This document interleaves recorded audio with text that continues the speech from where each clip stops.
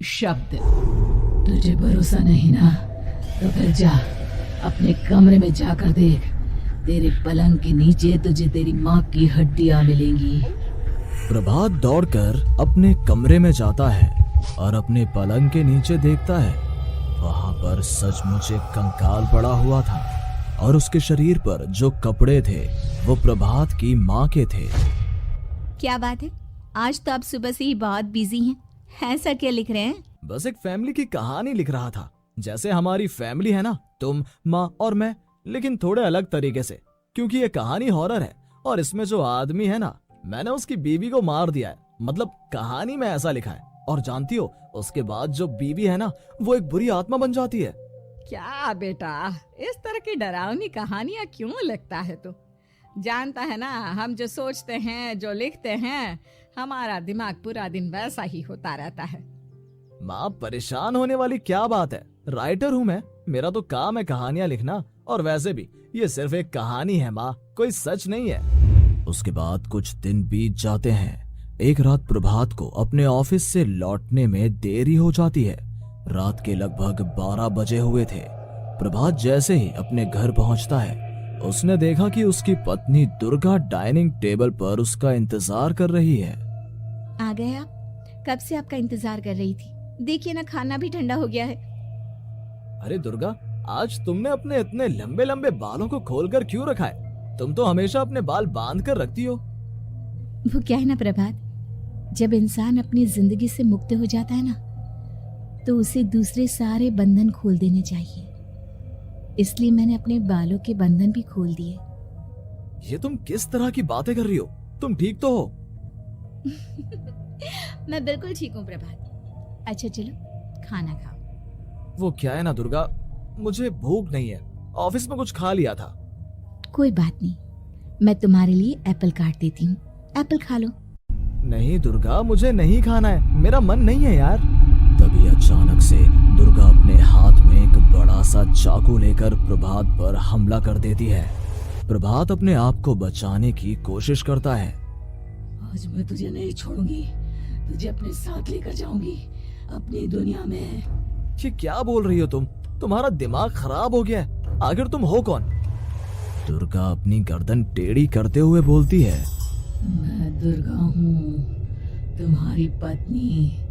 ध्यान से देखो मेरी आंखों में। प्रभात बुरी तरह से डर जाता है और घबराहट में वो चाकू अपनी पत्नी के पेट में मार देता है।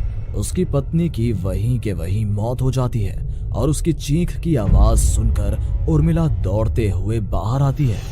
ये तूने क्या किया प्रभात? तुमने अपनी पत्नी का खून कर दिया। लेकिन तू तो उसे बहुत प्यार करता था बेटा। तूने बहू को क्यों मार डाला? माँ, ये आपकी बहू नहीं थी, इसके अंदर कोई बुरी आत्मा घुसाई थी। मैं नहीं जानता ये सब कैसे हो गया, लेकिन वो मुझ पर हमला कर रही थी, मुझे मारने की कोशिश कर रही थी। माँ, मैंने कुछ नहीं किया। ये तूने क्या कर दिया बेटा? दुर्गा ने मुझे कहा था कि वो तेरी कहानी के उस कैरेक्टर की तरह एक्टिंग करके तुझे डराने की कोशिश करेगी। अरे वो तो तेरे साथ मजाक कर रही थी। हे भगवान, ये क्या हो गया? इसका मतलब दुर्गा। लेकिन माँ, मैंने जो कहानी लिखी थी उसमें भी ऐसा ही हुआ था। उस औरत ने अपने पति के साथ मजाक किया और गलती से उसके पति ने उसके पेट में चाकू मार दिया। मेरी कहानी सच कैसे हो सकती है? माँ, मुझे बहुत डर लग रहा है। अब ये सोच, दुर्गा की लाश का क्या करें हम? अगर गलती से भी ये बात बाहर फैल गई ना, तो तुझे पूरी जिंदगी जेल की सलाखों के पीछे रहना पड़ेगा।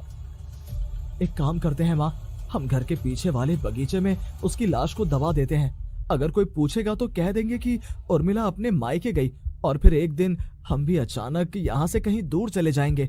कोई नहीं आएगा हमें पूछने, कोई नहीं आएगा माँ, बाद में जो होगा हम देख लेंगे। प्रभात अपनी माँ उर्मिला की मदद से दुर्गा की लाश को अपने घर के बगीचे में गाड़ देता है। कुछ दिन तो ऐसे ही बीत जाते हैं, लेकिन एक दिन अचानक रसोई से आ रही कुछ आवाजें सुनकर प्रभात की नींद खुलती है। प्रभात ने देखा कि वहां पर एक लंबे बालों वाली औरत दूसरी तरफ चेहरा करके खड़ी हुई थी। कौन है? कौन है वहां पर? अरे कौन हो तुम? मैं दुर्गा हूँ प्रभात। क्या हुआ, मुझसे इस तरह के सवाल क्यों कर रहे हो तुम? तुम दुर्गा नहीं हो सकती।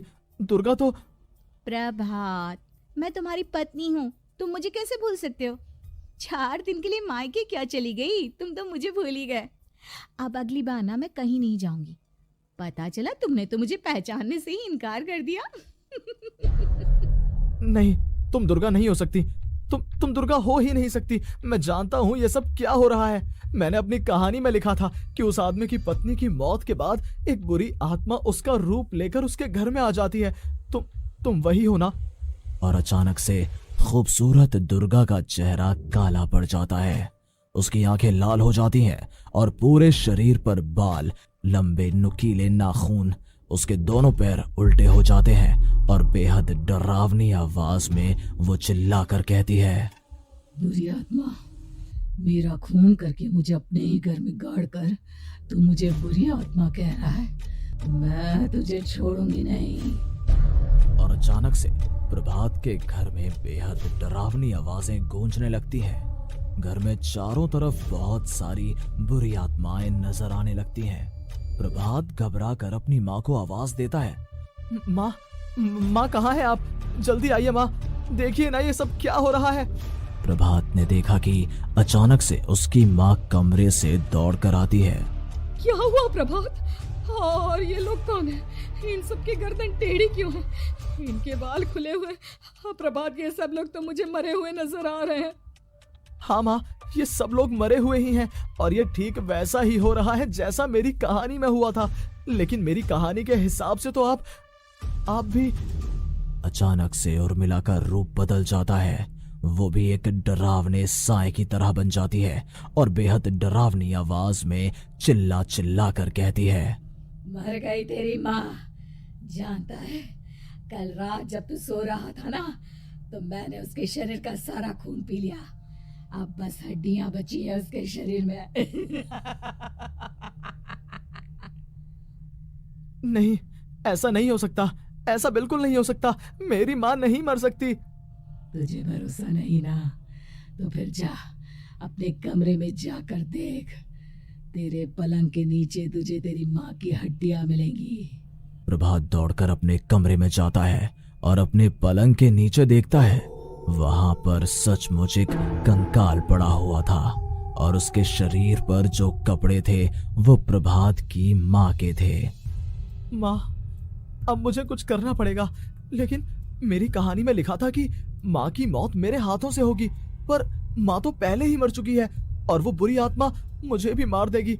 नहीं, इससे पहले कि वो मुझे कुछ करे, मुझे उसका काम खत्म करना होगा। प्रभात अपने हाथ में बड़ा सा चाकू लेकर उस बुरी आत्मा पर हमला कर देता है जिसने प्रभात की माँ का रूप लिया हुआ था, और अगले ही पल वो नीचे गिर जाती है और उसके शरीर से खून बहने लगता है। ऐसा नहीं हो सकता, एक बुरी आत्मा के शरीर में तो खून होता ही नहीं है। तो क्या सच में मैंने अपनी माँ को मार दिया? लेकिन अभी कुछ देर पहले तो फिर वो कंकाल किसका है? और ये कौन है? मैं पागल हो जाऊंगा। और अपनी माँ की लाश, इसका मैं क्या करूं? लोग पूछेंगे तो मैं क्या जवाब दूंगा?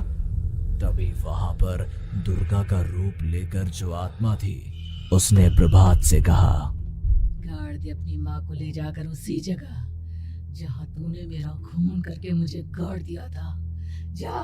चला जा। घबराया हुआ प्रभात पागलों की तरह अपनी माँ की लाश को लेकर बगीचे में गाड़ देता है। प्रभात की हालत पागलों जैसी हो जाती है। वो अपने आप को अपने घर में बंद कर लेता है। कहानी के हिसाब से तो आगे ये हुआ था कि कहानी लिखने वाले ने उन बुरी आत्माओं से डरकर आत्महत्या कर ली थी। तो क्या मैं भी मर जाऊंगा? क्या मैं भी आत्महत्या कर लूंगा? एक काम करता हूँ, मैं अपनी कहानी का अंत बदल देता हूँ। हाँ, ये मैंने पहले क्यों नहीं सोचा।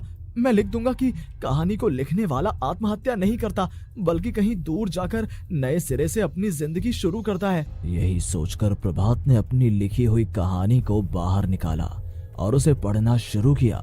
ये देखकर वो हैरान रह गया कि कहानी का क्लाइमैक्स तो किसी ने पहले ही बदल दिया था। ये क्या? इसमें तो लिखा हुआ है कि आखिर में उस लेखक की पत्नी और माँ दोनों बगीचे में जिंदा दफन थे। बुरी आत्माओं ने उनको कैद करके रखा था और वो लेखक अपनी माँ और पत्नी दोनों को जिंदा बाहर निकाल लेता है। लेकिन ये सब लिख किसने दिया? प्रभात दौड़कर बगीचे में जाता है और वहां पर खुदाई करना शुरू कर देता है। प्रभात देखता है कि वहां पर लकड़ी के 2 बड़े संदूक हैं और उनके अंदर से आवाजें आ रही हैं। प्रभात बचा लो मुझे, अगर थोड़ी देर और हो गई तो वो मुझे छोड़ेगी नहीं। बेटा देखो, मैं इस बक्से के अंदर बंद हूँ, प्लीज मुझे बाहर निकालो, वो बुरी आत्मा किसी भी वक्त मुझे मार डालेगी। प्रभात वो दोनों बक्से बाहर निकालता है और अपनी पत्नी और माँ दोनों को आजाद करवा लेता है। लेकिन तभी वहां पर अचानक से एक बेहद डरावनी और खौफनाक दिखने वाली औरत आ जाती है। तुझे क्या लगा था इतनी आसानी से अपनी पत्नी और माँ को बचा लेगा? बस 5 मिनट और उसके बाद अमावस का चांद आसमान में आने ही वाला है। लेकिन तूने इन दोनों को बाहर निकाल लिया, अब तुझे मरना होगा। नहीं, मैं जानता हूँ मैं नहीं मरूंगा, और अब आगे क्या करना है ये भी मुझे पता है। प्रभात ये बहुत खतरनाक है, हमें मार डालेगी प्रभात, चलो यहाँ से। नहीं दुर्गा, अब मुझे अच्छी तरह से पता चल चुका है कि इस बुरी आत्मा से हम कैसे पीछा छुड़वा सकते हैं। और इतना कहकर प्रभात अपने हाथ में पकड़ी हुई सिंदूर की थैली उस बुरी आत्मा के ऊपर उछाल देता है। कुछ ही देर में वो जमीन पर गिरकर राख में बदल जाती है। ये सब क्या हो रहा था बेटा? ये सब तुम्हारी लिखी हुई इस कहानी की वजह से हुआ है ना? नहीं माँ, पहले मुझे भी ऐसा ही लगा, लेकिन बाद में पता चला कि बरसों पहले हमारे इस बगीचे की जमीन के अंदर किसी को जिंदा गाड़ दिया गया था और बस उसी औरत की आत्मा हमें परेशान कर रही थी। उसी ने मेरे शब्दों में जान डालकर उस कहानी को जिंदा कर दिया था। मुझे माफ कर दो प्रभात, मैंने आपकी कहानी के साथ छेड़छाड़ की थी और उसे बदल दिया था। माफी मांगने की जरूरत नहीं है दुर्गा, तुम्हारे उस बदलाव की वजह से ही आज हम सब जिंदा हैं, क्योंकि आखिर में कहानी में वो हुआ जो तुमने लिखा था।